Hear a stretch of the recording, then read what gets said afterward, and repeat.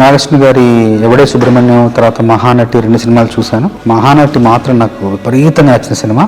నాయి గారు కాల్ చేసి రమ్మన్నారు, వెళ్ళాను. వెళ్ళిన తర్వాత సందర్భం చెప్పడానికి ముందు నాకు కథా గమనాన్ని కాసేపు మాట్లాడి చెప్పిన తర్వాత వివరంగా చూపించారు, కొన్ని దృశ్యాలు చూపించారు. ఆ ఊరిని చూపిస్తూ కాశీలో జరిగే పరిణామాలు కావచ్చు, జరిగే మార్పులు కావచ్చు, జరిగే ఆ జీవన విధానాన్ని అంతా కళ్ళగట్టినట్టు చూపించారు. నాయి గారు కూడా స్పష్టంగా చెప్పారు ఏం కావాలి, ఆ సందర్భం యొక్క ఉద్దేశం ఏంటి, ఆ సందర్భంలో తను ఏం చెప్పాలనుకున్నారనేది చాలా స్పష్టంగా చెప్పారు. చెప్పిన తర్వాత నేను ఆ దృశ్యాన్ని మనసులో పెట్టుకుని వెళ్ళాను. వెళ్ళి ఒక 3 రోజులు శ్రమించి ఆ మొదటి 3 వాక్యాలు ఏదైతే క్లిష్టంగా ఉన్నాయో అది కేవలం ఒక గంట సమయంలో మొత్తం రాసేసి, మిగతా పాట ఇంకొక అరగంటలో రాసేసి మొత్తం 1.5-2 గంటల పాట మొత్తం పూర్తి చేశాను. ఆయన వెళ్ళి కలిసి పాట వినిపించాను.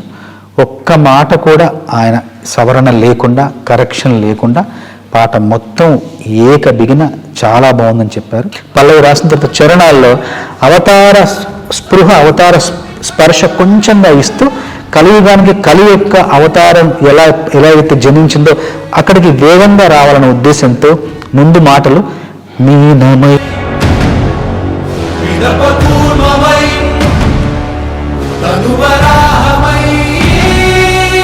మనకు సాయమై ఎన్నో అద్భుతాలు సృష్టించి మనం పుట్టినప్పటి నుండి చూడలేని, నా జీవితంలో నేను పుట్టినప్పటి నుండి నేను సినిమాల్లో చూడలేని ఎన్నో అద్భుతాలు, ఎన్నో విచిత్రాలు ఈ సినిమాలో చూసే అవకాశం ఈ సినిమా ద్వారా నాకు లభించింది. నాకింత గొప్ప అవకాశాన్ని ఇచ్చిన నాగి గారికి, స్వప్న గారికి, దత్ గారికి మనస్ఫూర్తిగా ధన్యవాదాలు తెలియజేస్తున్నాను.